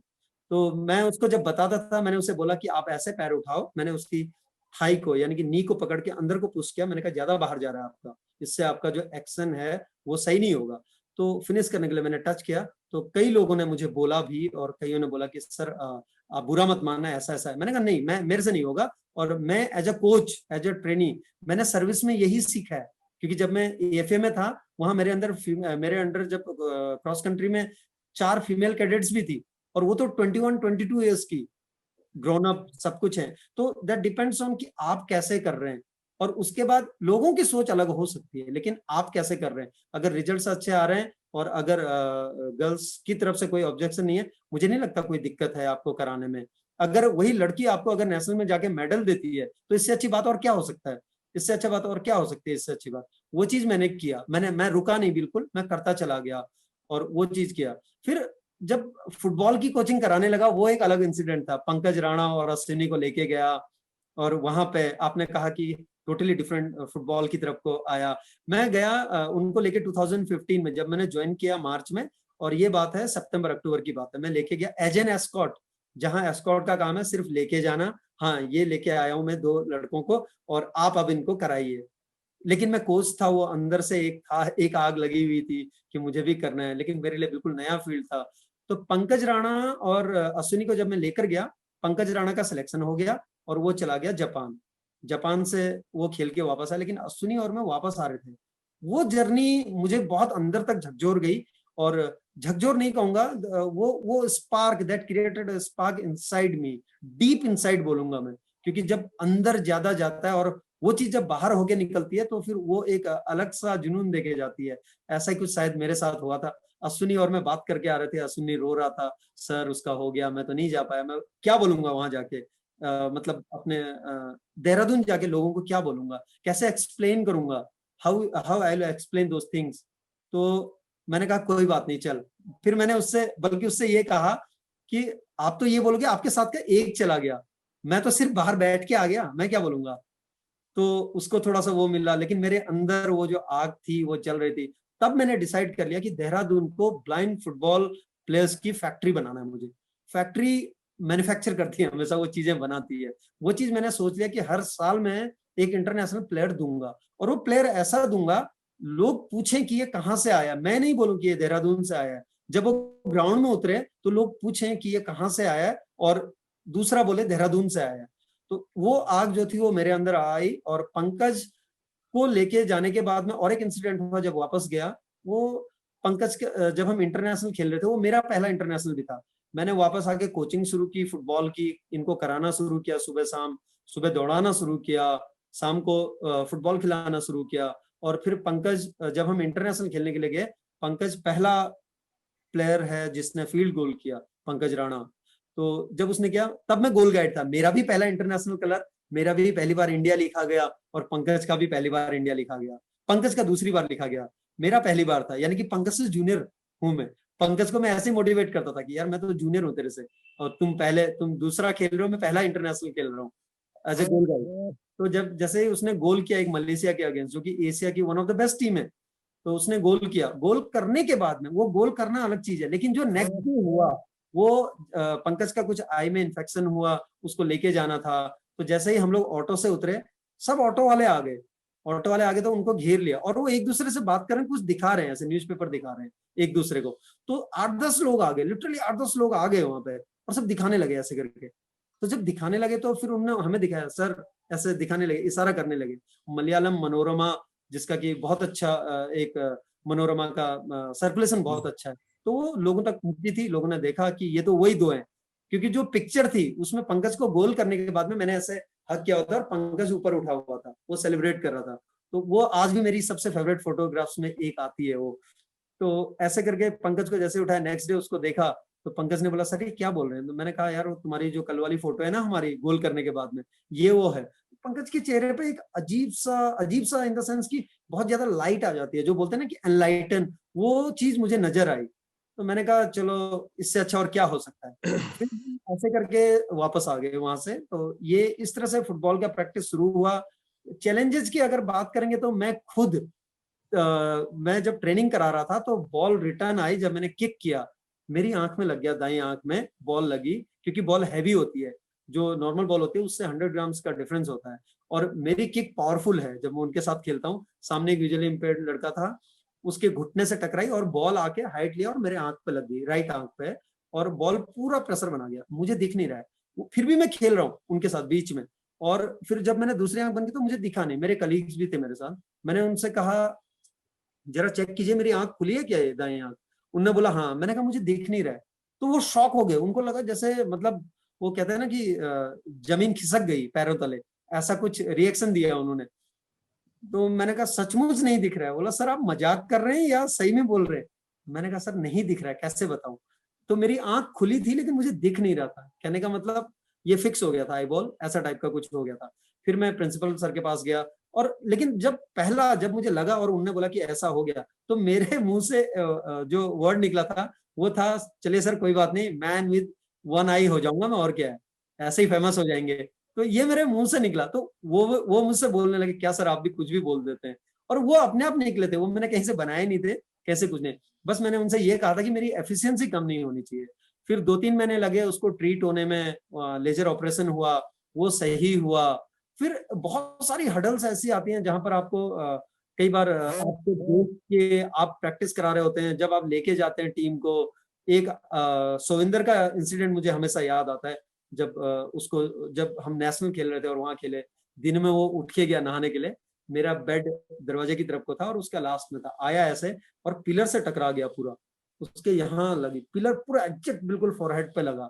और पिलर इतना मोटा और सोविंदर छोटा सा, फिर भी सोविंदर का जैसे ही लगा ऐसे कर रहा है और लात मार रहा है उसे, लिटरली मतलब किक कर रहा है पिलर को। बोला वो बीच में खड़ा है, ऐसे करके उसे पता चला, और बोला वो बीच में खड़ा है। तो जब मैंने देखा मेरे आंसू आ गए, आंसू उसके भी थे लेकिन उसको दर्द।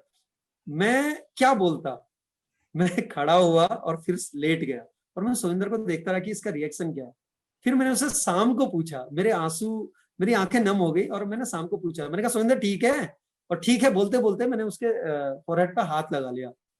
तो बोला कुछ नहीं सर, वो दिन में थोड़ा सा पता नहीं रास्ते में पिलर विलर था, टकरा गया। मैंने कहा अच्छा कब टकराए तुम? तो उसने बोला ऐसा ऐसा है सर। तो फिर सोविंदर को जब उसका सिलेक्शन नहीं हुआ, दोस्त इंजरी में रहा वो, उसको सिलेक्शन नहीं हुआ, वो रोता था, रोता था। लेकिन जब बंद आंखें रोती हैं तो वो बहुत छलनी करती हैं सर, सही में बहुत छलनी करती हैं जब बंद आंखें रोती हैं, क्योंकि अश्कों को आपकी आंखें देखती हैं। लेकिन जब एक विजुअली इम्पेयर्ड, जो ये मेरी फीलिंग्स है, जब वो रोता है तो मुझे लगता है कि बहुत ज्यादा छलनी करता है उसको, जो देख रहा है उनको, उसे तो दर्द है ही है जो छलका रहा है आंसुओं को, लेकिन जो देख पा रहा है, जिसमें दृष्टि है, वो जब एक बंद आंखों से, यानी कि जो दृष्टिहीन है, जो दृष्टि बाधित है, उनकी आंखों से छलकते हुए आंसुओं को देख के वो फीलिंग मैं नहीं कर सकता, नहीं बता सकता वो कितना ज्यादा दर्द देती है आपको। लेकिन अगर आप उसको पॉजिटिवली लेंगे और आग लगाती है। सोविंदर एक ऐसा खिलाड़ी है जो जिसने बाद में फिर इंडिया को रिप्रेजेंट किया नेशनल में भी, इंटरनेशनली फुटबॉल में भी, ब्लाइंड फुटबॉल में और ब्लाइंड क्रिकेट में भी। तो सोविंदर को वो इंजरी से वापस लेके आना और उसके बाद उसको रोकना, नहीं कर सकता है तो ऐसा नहीं है कि तू सबसे अलग है या तू सबसे कम है, ये सिर्फ इसलिए कि वक्त सही नहीं है। तो उसको बड़ी मुश्किल से रोका और उसे बताया। तो उस टाइम में कई चीजें होती हैं जो बहुत सी चीजें काम आती हैं, जब हमारे सीनियर्स बता रहे होते थे वो सारी चीजें यहाँ पे इम्प्लीमेंट होती हैं कि जज्बा होना चाहिए। तो अब जज्बे को जिंदा रखना था सोविंदर के, लेकिन उसको उसका जो एक वो वाला है कि नहीं अभी करना है, उसको भी कंट्रोल करना था, जो अक्सर ऑपरेशंस में होता है, जो जो लीड करते हैं वो कहते हैं ऐसा। तो वो चीज मैंने किया और मैं कामयाब हुआ। और उसके बाद उसने दोनों में इंटरनेशनल रिप्रेजेंट किया उसने इंडिया को, ब्लाइंड फुटबॉल में भी और ब्लाइंड क्रिकेट में भी।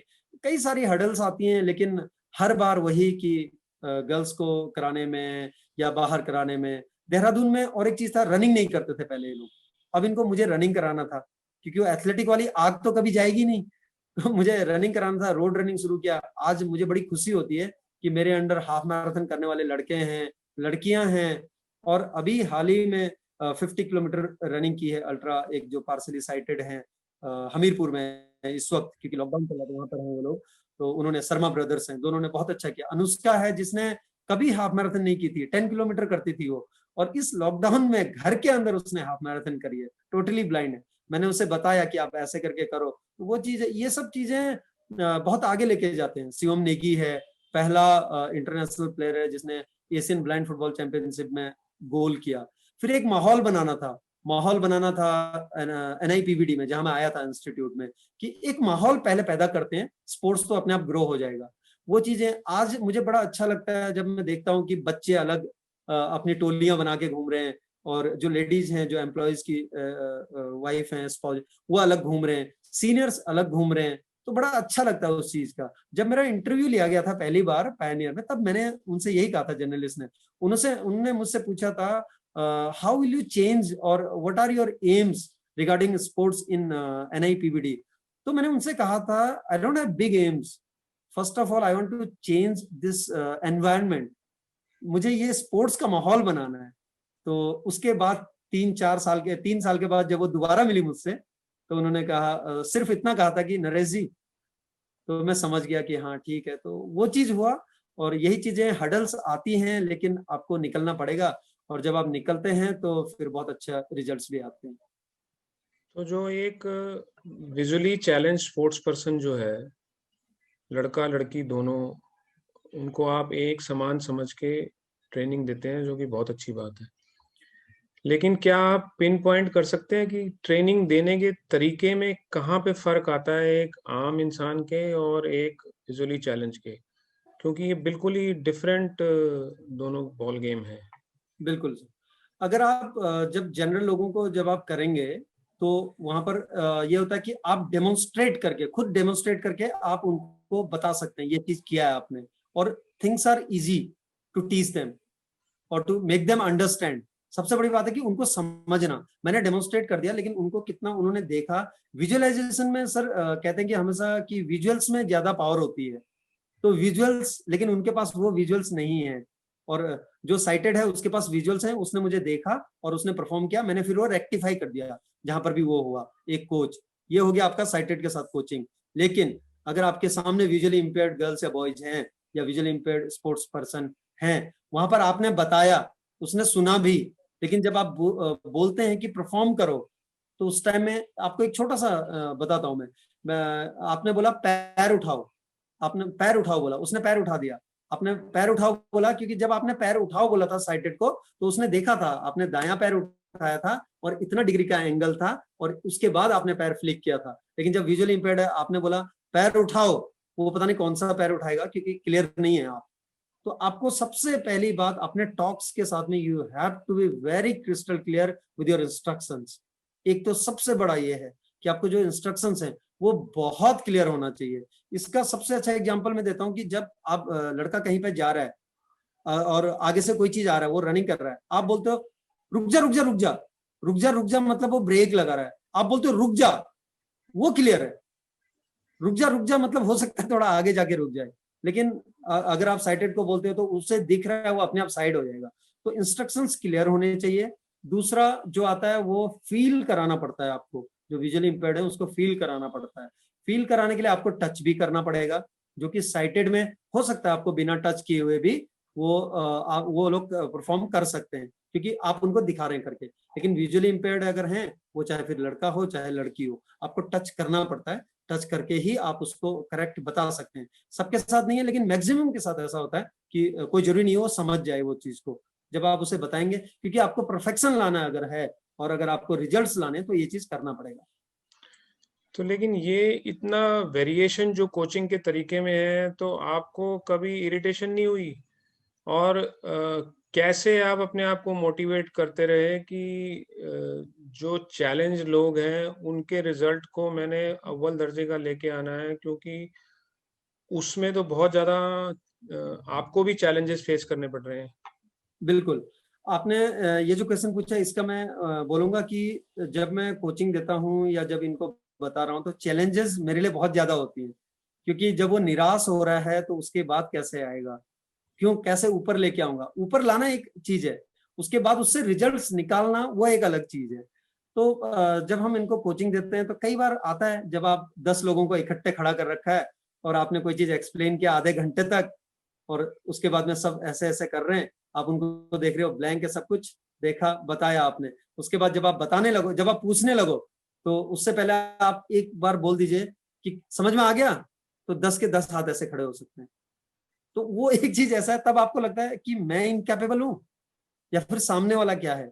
जबकि एक जो गैप है वो विजुअल्स का है, वो आपको समझना होगा। ये इरिटेशन बहुत बार आता है, लेकिन कई बार ऐसा होता है कि आप जब आमने सामने जाते हैं तो लड़के बात करते हैं, सभी के साथ होता है। कोई सामने से आ रहा है, आपने टच कर दिया किसी को, वो कुछ भी बोल सकता है, मुंह से जो भी आएगा कुछ भी बोल सकता है वो, लेकिन आप पलट के क्या जवाब देंगे, या आपको इग्नोर करना है।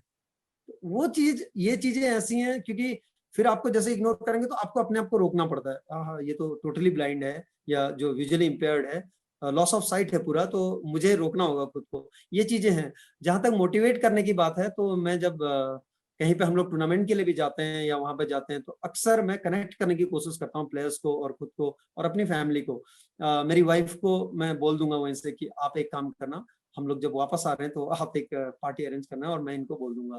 तो मोटिवेट करने का जब हम आते हैं वापस तो वो पार्टी अरेंज करती हैं, और उसके बाद में उनको देते हैं कि यस आपने अच्छा खेला। फिर चाहे हम हारे क्यों ना हो टूर्नामेंट में या कहीं तक भी पहुंचे हो, आपने अच्छा खेला। अब एक दो इंसिडेंट जो मैं वाइफ को बता देता हूँ वो कर देते हैं, जैसे सुविंदर का है, पंकज, किसी से भी रिलेटेड, कि आपने ऐसा ऐसा खेला, तो उनको फीलिंग आती है, नहीं देखा हुआ है। और ऐसा करके उनको मोटिवेटेड रखना। और टूर्नामेंट्स में एक अलग माहौल होता है। टूर्नामेंट में जब आप जाते हैं तो वो पूछते हैं कई बार आपसे, जब आप जा रहे होंगे, टीम जा रही है, ऐसा करके पूछेंगे। नेशनल में जब खेलने जा रहे हैं, आप फाइनल खेल रहे हैं, फाइनल में वो पूछते हैं सर कितने लोग हैं। आप उनको बोलोगे नहीं 5 लोग हैं गिन के, क्योंकि साइटेड तो देखता हुआ जा रहा है और वो यहीं से दोनों हाथ उठाता हुआ चलता है। हम देखते हैं अक्सर, ये विजुअल्स कॉमन होते हैं। लेकिन एक विजुअल इंपेयर्ड है तो वो आवाज से पहचानेगा। उसको आवाज को लगता है कि आवाज कम आ रही है, वो आवाज से आइडिया लगा लेता है कितने लोग हैं कितने नहीं है। जब शोर कम हो रहा होता है तो उसे बोलना पड़ता है, आप उसके साथ चलते रहो। मैं उनको बोलता हूँ बहुत भरा हुआ है, और खासकर जो है यहाँ पर जो देखने स्पेक्टेटर्स हैं वो फीमेल भी है। तो वो एक यूथ है, जब हम खेलने के लिए जा रहे हैं तो एक होता है कि जो अपोजिट सेक्स है या जेंडर है उनमें अट्रैक्शन होता है। वो चीज आपको रिजल्ट्स के लिए लेके आ रहे हैं आप, और वो मुझे नहीं लगता कि गलत है या कुछ ऐसा है, क्योंकि वो आपको देख रहे हैं, ताली बजाएंगे, ताली बजाएंगे तो वो है। मैंने उससे बोला, और ऐसा कई बार हुआ है, कई टूर्नामेंट्स में हुआ है मेरे साथ तो, और बहुत अच्छा परफॉर्म किया है लोगों ने, बहुत अच्छा लड़कों ने परफॉर्म किया है। तो खुद को मोटिवेटेड ऐसे ही रखता हूँ, और लिख के मैं खुद को बहुत वो करता हूँ। जब मुझे आता है या कुछ ऐसा लगता है कि मैं डाउन हो रहा हूँ, तो मुझे अपना पीछे का जो एयरफोर्स का लाइफ है, यानी कि जो एक फौजी की लाइफ है, वो मुझे हमेशा याद रहती है। और हमेशा मैं सोचता हूँ नहीं, ऐसा मुझे कभी नहीं सिखाया गया बैठना। मुझे ये सिखाया गया है, गिर जाओ तो उठो, फिर से चलो, नहीं चल सकते हो तो रेंग लो, आप करके तो देखो। आपके पीछे बहुत लोग खड़े हैं, लेकिन आपको रेंगना पड़ेगा पहले। आप रेंगोगे तो आपके पीछे आपको ले जाने के लिए खड़े हैं, लेकिन अगर आपको रेंगना भी नहीं आता तो फिर पड़े रहो। तो वो चीज हमेशा रहती है। ऐसे ही खुद को मोटिवेट करता रहता हूँ। तो जब एक ऐसे व्यक्ति को जिसको दिख नहीं रहा है, उसको जब आप सिखा रहे हो, तो कभी दिल में ये भावना नहीं आती, अगर उसको चोट लग जाए या कुछ हो जाए, कि कहीं आपसे कुछ जरूरत से ज्यादा और तकलीफ ना उसको देने को हो जाए? तो वहां पर अपने आप को आप कैसे मोटिवेट करते हो कि इस इंसान को भी मैंने एक स्टूडेंट की तरह, एक नॉर्मल स्पोर्ट्स पर्सन की तरह डील करना है, या आपकी डीलिंग में कुछ फर्क है एक विजुअली चैलेंज को या और नॉर्मल स्टूडेंट को? मैं कहूँगा कि बिल्कुल नहीं है और ना ही मैं करता हूँ, कोई फ़र्क नहीं है क्योंकि जब अभी जो मेरे अंडर यहाँ पे ट्रेन होने के लिए आते हैं वो साइटेड भी हैं, 2-4 साइटेड भी हैं। तो मेरे मन में ये रहता है कि आपने बिल्कुल सही कहा, कई बार ऐसा होता है एक विजुअली इम्पेयर्ड देखिए जैसे वॉमिट कर रहा है, एक ने रेपिटेशन लगाया, 350 के रेपिटेशन लगाने को बोला मान लीजिए, 350 के रेपिटेशन किलोमीटर लगाया उसने, एक विजुअली इम्पेयर्ड भी लगा रहा है गाइड रनर के साथ में और एक जो साइटेड है वो भी लगा रहा है। वॉमिट होना एक नेचुरल चीज है, होगा उसे क्योंकि वो एग्जॉस्ट हो रहा है और वो ओवर स्ट्रेच हुआ है वो, तो वो होगा। लेकिन अगर मैं ये सोच लो नहीं नहीं नहीं इसको 350 का नहीं, इसको तो 4 का देता हूँ या 410 का दे रहा हूँ, तो फिर मुझे नहीं लगता कि रिजल्ट्स आएंगे और उसके साथ भी इनजस्टिस कर रहा हूँ क्योंकि जो 350 का भाग सकता है मैंने उसे रोका है अपनी कोचिंग से 4 मिनट में करने के लिए। तो मैं कभी भी डिफरेंस नहीं करता और मुझे कभी ऐसा नहीं लगता कि ये विजुअली इम्पेयर्ड है और मैं उनके साथ बहुत ज्यादा एक तरह से मस्ती माहौल इस तरह का रखता हूँ और उनके साथ में बहुत ज्यादा कई बार ग्राउंड में ये लोग सब आके मेरे ऊपर कूद जाते हैं, कभी कोई सेलिब्रेशन हो रहा होता है या गोल कर दिया किसी ने बहुत अच्छा, या कभी बेट लगती है किसी चीज की कि चल ऐसा कर दिया तो क्या होगा, तो हम कूद जाते हैं सब एक दूसरे के ऊपर, मेरी जान निकल रही होती है लेकिन फिर भी चलो ठीक है ये खुश हो रहे हैं और उसके बाद में उनके साथ क्या होने वाला है ये लड़के भी जानते हैं कि उसके बाद रिजल्ट्स के लिए मेरा मेन ये है कि मेरे रिजल्ट्स नहीं, मुझे उन्हें एक मुकाम तक पहुंचाना है, ये मेरा हमेशा से एक टारगेट रहता है मेरा हमेशा। तो अगर इस प्रकार की कोचिंग आप देते हैं तो 2015 से लेके 2020 तक जो 5 साल हैं उसमें आप इंस्टीट्यूट में कुछ नए बदलाव ला पाए, और अगर बदलाव ला पाए तो उसके रिजल्ट कैसे रहे? बिल्कुल एक तो सबसे पहला मैं कहूंगा कि जो माहौल है 2015 में ज्वाइन किया तो कोई भी बाहर नहीं निकलता था, वो एक माहौल बन चुका है अब। दूसरा, देहरादून हो चाहे कहीं हो, मेरे जो विजुअली इम्पेयर्ड एथलीट्स हैं उनको सब लोग जानते हैं। अब वो हमें टीम एनआई पीवीडी बुलाते हैं जब हम कहीं भी रनिंग के लिए जाते हैं।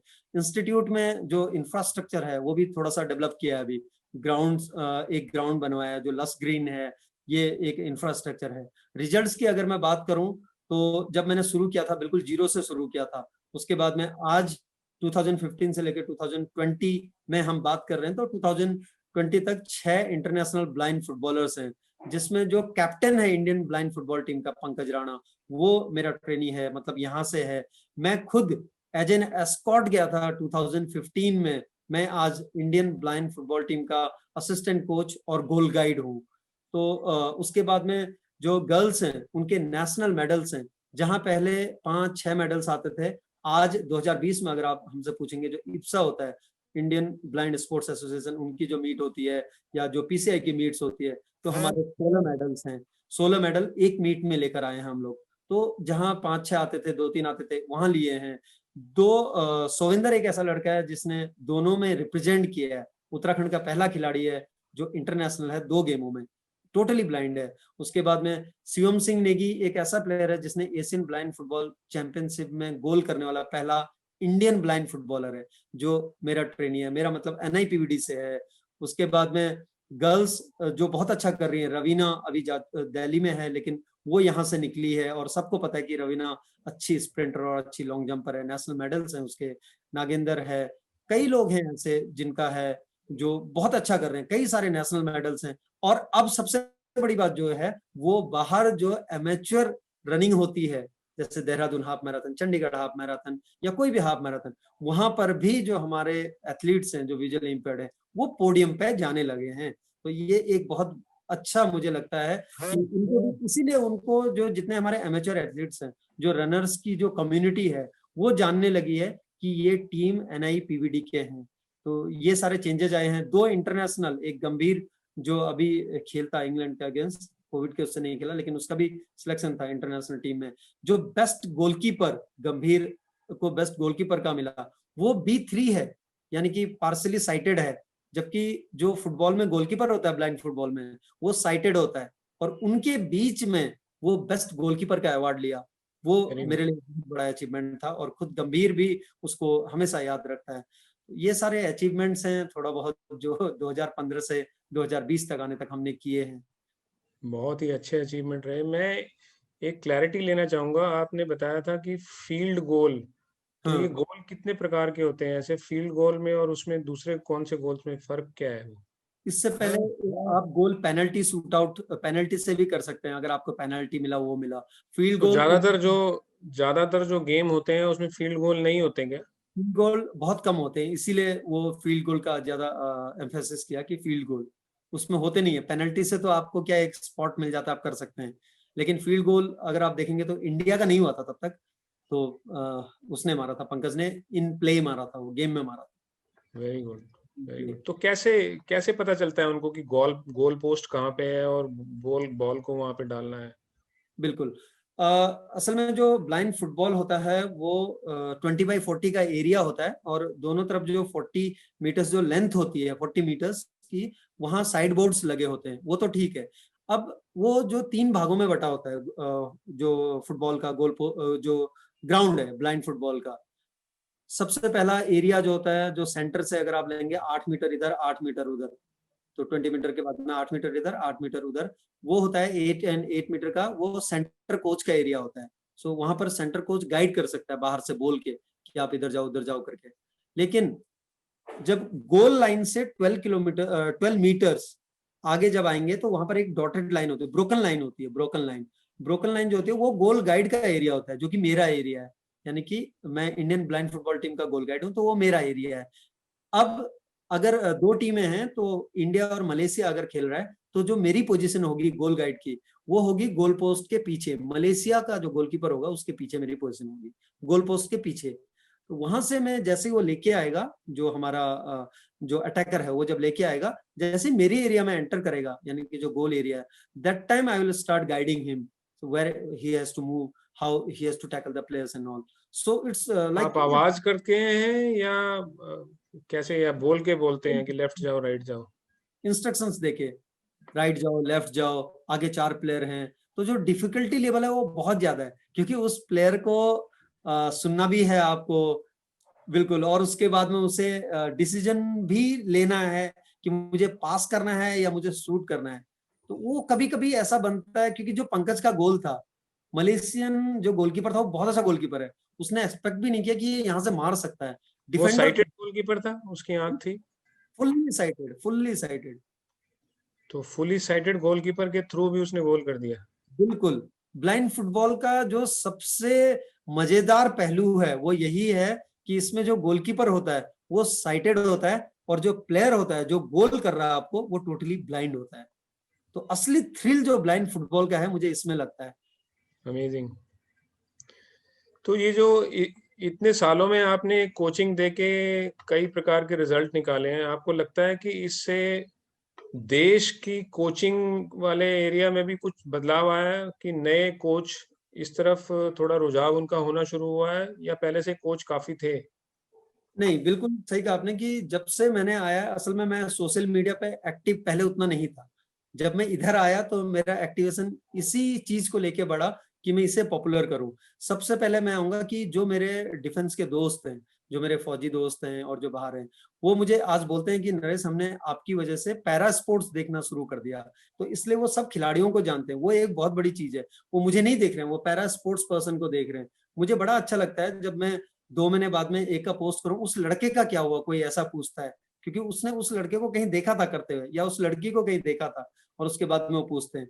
दूसरा, कोचिंग की जहां तक आप बात करेंगे, कोचिंग में भी लोग पहले इसमें बहुत कम थे, नहीं आते थे, क्योंकि ये फील्ड थोड़ा हटके है। आपके वहाँ ग्लैमर है, जैसे मेरा ही अगर आप एग्जांपल लेंगे, अगर मैं बाहर होता तो सब कुछ था, सब होता। लेकिन यहाँ पर क्या है, लिमिटेड है हर चीज। और लेकिन आपका जो सुकून है सेम चीज है। लेकिन यहाँ पर ज्यादातर जो कोचिंग जो मैंने देखा है, जो पहले चलती थी, वो ज्यादातर ऐसे चलती थी कि अच्छा करा रहे हैं वो वाला। लेकिन प्रोफेशनली जब मैं आया तो मैंने कोशिश ये किया कि प्रोफेशनली करूं, और आज मुझे बड़ा अच्छा लगता है कि जो नए नए लड़के हैं और जो नए नए कोचेज पीछे से आ रहे हैं, वो भी बोलते हैं सर हम कैसे आ सकते हैं इसमें कोचिंग में। तो मुझे बड़ा अच्छा लगता है जब कोई कमेंट में पूछता है, sir how we can join Indian blind football team, और how we can join team as a coach, how can I form a team of my state. मुझे बड़ा अच्छा लगता है। तो अब काफी लोग अट्रैक्ट हो रहे हैं। फिर इसको थोड़ा सा पॉपुलराइज करने के लिए मैंने बाहर जो बुलाते थे वेबिनार्स में या किसी भी चीज में, मैंने वो बोलना शुरू किया। और आज मुझे बड़ा अच्छा लगता है बताते हुए कि जो उत्तराखंड ओपन यूनिवर्सिटी है उसमें 3 जो पैरा स्पोर्ट्स के ऊपर 3 लेसन मेरे करिकुलम में इंक्लूडेड है। तो ये मैं इसलिए बता रहा हूँ आपको, ऐसा होने से जो लड़के मुझे सिर्फ देखते थे और सिर्फ सुनते थे, उनको लगा कि कुछ तो है, हमें भी इस तरफ जाना चाहिए।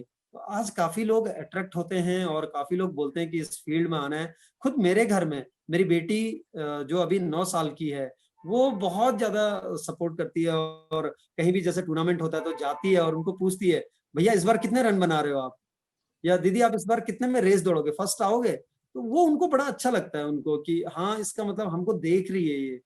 तो ये इसी तरह से गेम को थोड़ा सा फ्लरिश करने का और जो पैरा एथलीट्स हैं उसको आगे लाने की हमेशा मेरी कोशिश रहती है, चाहे वो मेरे जो सोशल मीडिया के हैंडल्स हैं उनके थ्रू या फिर कैसे भी। लेकिन आज बड़ा अच्छा लगता है कि काफी लोग अट्रैक्ट हो रहे हैं इस तरफ, पैरा स्पोर्ट्स की तरफ। तो आपको लगता है कि स्पोर्ट्स एक्टिविटी के कारण एक जो डिसेबिलिटी वाली रिस्ट्रिक्टेड सोच थी उससे उभरा जा सकता है?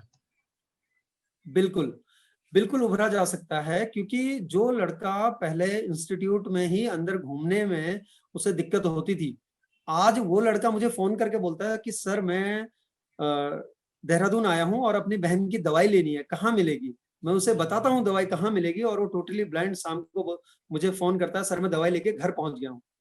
तो वो वेरी अपना, तो ये एम्पावरमेंट है और कुछ नहीं है। स्पोर्ट्स सबसे बड़ी बात है कि आप जब आपका जो बॉडी पोस्चर है वो ग्रो हो रहा है, आप खड़े हैं तो लग रहा है आप खड़े हैं, आपके अंदर वो कॉन्फिडेंस आता है, आप बाहर जाते हैं लोगों से मिलते हैं, तरह तरह के लोगों से आप बात करते हैं। आपको कोई मीडिया वाला अगर आके आपको पूछता है तो you are able to explain what you are doing and what is your performance and what are your M.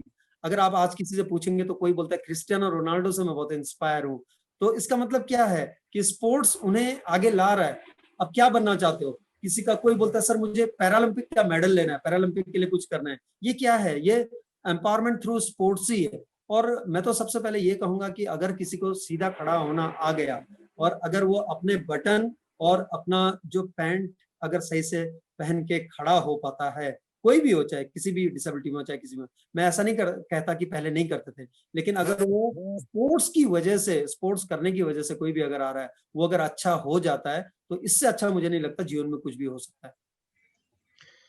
मैंने ये देखा है अक्सर जो आम जनता की सोच है वो जो डिसेबल लोग हैं उसकी तरफ या तो बहुत मतलब बेचारी वाली सोच है कि ओहो ये तो बहुत बेचारे हैं, कर्मों का खेल है, या फिर वो बहुत ही ज्यादा उनकी तरफ कंफर्टेबल वाला ध्यान रखने वाली सोच रखते हैं कि कुछ हो ना जाए, किसी को कुछ बिगड़ ना जाए। क्या ये दोनों सोच से आप कुछ अग्री करते हैं? ये दोनों सोच उनको आगे बढ़ने के लिए रोकती है या ये दोनों सोच उनको आगे बढ़ने से में हेल्प करती है?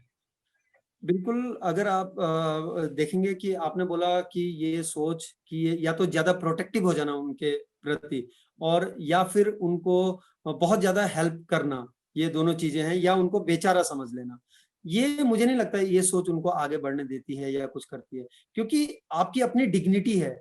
अब आपको एग्जांपल देता हूँ कि मैं एक हॉस्पिटल में था, आपको बहुत लाइव एग्जांपल देता हूँ। मैं एक हॉस्पिटल में था, हम मेडिकल करा रहे थे, उस टाइम भी कोइंसिडेंटली पंकज और अश्विनी थे।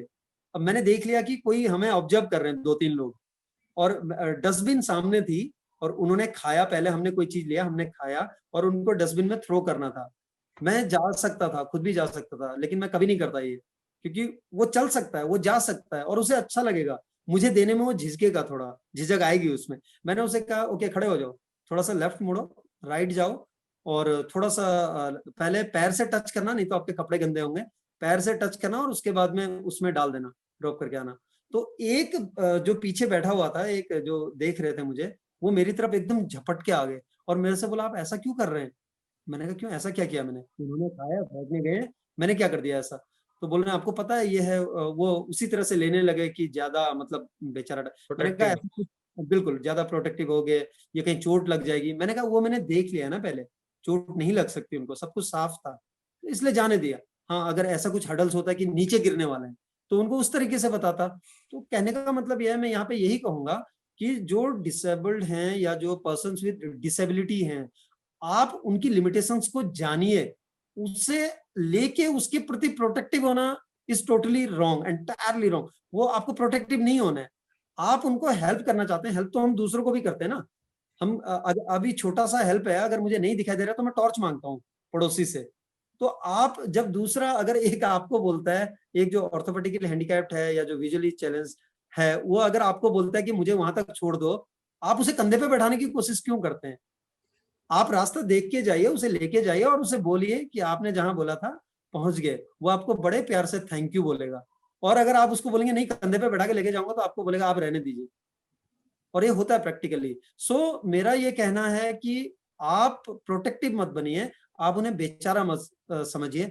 आप बना सकते हैं तो दोस्त बनाइए और दोस्ती में आगे लेके जाइए। ना तो सहारा बनने की कोशिश कीजिए और ना ही सहारा देने की कोशिश कीजिए। कोशिश करनी है तो साथ चलने की कीजिए। अगर कहीं पर कोई मिल जाए तो उसे पूछ लीजिए उसे मदद चाहिए क्या, और अगर चाहिए होगी तो वो खुद मांग लेगा। आपको ज्यादा उसे पूछने की कि कहीं पे कोई खड़ा है या ये है। आप अगर कोई व्हीलचेयर यूजर है तो आप उसको ये नहीं कि उठाकर ही रख रहे हैं, उसे पूछ लीजिए कि हम कैसे हेल्प करते हैं, वो बड़े प्यार से बताएगा आपको। आप एक काम कीजिए, आप थोड़ा सा इसको होल्ड कीजिए, मैं अपने आप ही कर लूंगी।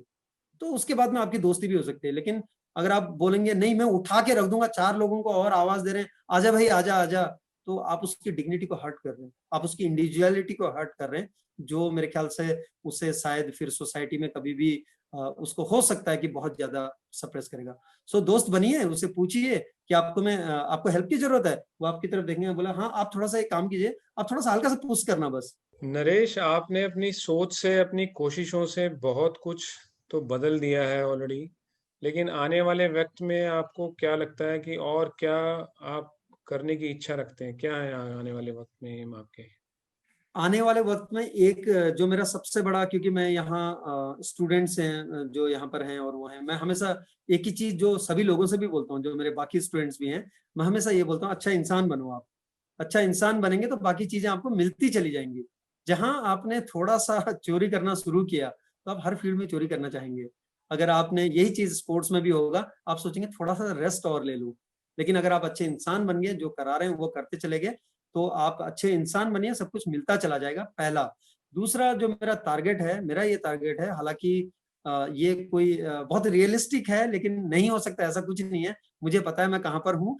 तो पैरालंपिक्स आने वाले टाइम में मैं चाहता हूँ, मेरी एक ये है कि हमेशा जो एनआईपीवीडी का नाम आए, एनआईपीवीडी जब मेरे इंस्टीट्यूट का राष्ट्रीय दृष्टि दिव्यांगजन सशक्तिकरण संस्थान अगर देहरादून का नाम आए खेलों में, तो हर कोई कहे यार वहां का खिलाड़ी देख लो आया क्या। ये मेरा एक वो है, जब भी नेशनल हो रहा हो या इंटरनेशनल के लिए हो रहा हो तो चार लोग जरूर पूछें, और वो चीज शुरू हो गई है। बस इसी को कंटिन्यू करना चाहूंगा।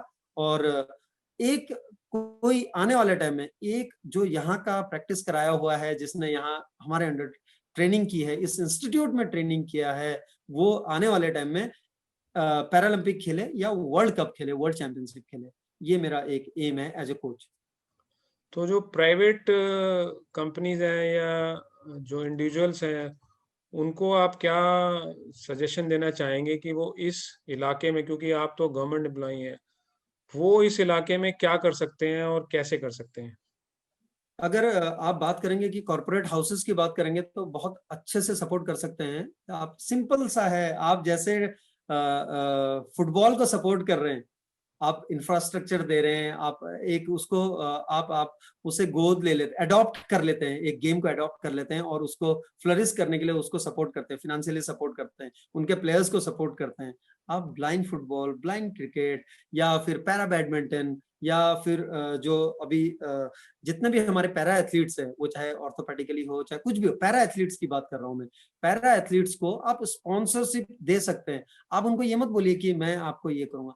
आप जैसे आप दूसरे खिलाड़ी के पास जा रहे हैं, वो परफॉर्म कर रहा है, आप नेशनल में आइए। मैं ये बोलता हूं हमेशा कि आप आइए, देखिए, अगर आपको लगता है तो उसे अडॉप्ट कीजिए, और उसका आप जो भी उसको स्पॉन्सर कर सकते हैं वो उसे बोलिए हम ऐसा कर रहे हैं। कॉर्पोरेट हाउस बहुत अच्छे से कर सकते हैं। इंडिविजुअल्स अगर सपोर्ट करना चाहते हैं तो इंडिविजुअल्स अपने लेवल पर सपोर्ट उनको आराम से कर सकते हैं। बस कहीं अगर आपको बाहर दिख जाए, हेलो हाय कह दीजिए, हेलो हाय कह के अपनी पहचान वो आपको खुद बता देगा। और अगर आपने उसे कहीं देखा है तो उससे कहना मत भूलिए कि आप बहुत अच्छा कर रहे हैं, मैंने आपको वहां देखा था। वो शायद उसके अंदर जो आग है वो हमेशा जिंदा रखेगा। Very good. नरेश, आपसे बात करके बहुत अच्छा लगा, और एक फौजी का जो जुनून और जज्बा आपने इस इंस्टीट्यूट के साथ बरकरार रखा हुआ है, और उसको ध्यान में रखते हुए, उसको यूज करते हुए जो रिजल्ट प्रोड्यूस किए हैं, मुझे उम्मीद है कि आने वाले वक्त में भी आप हमेशा से अपना फौज का और देश का तिरंगा ऊपर रखेंगे। आपको हमारी बहुत बहुत शुभकामनाएं। आप हमेशा अव्वल रहें, स्वस्थ रहें, खुश रहें। जय हिंद। आपका बहुत बहुत धन्यवाद कि मुझे ये मौका दिया, और मैं कोशिश करूंगा कि आपके शब्दों पर खरा उतरूं। जय हिंद।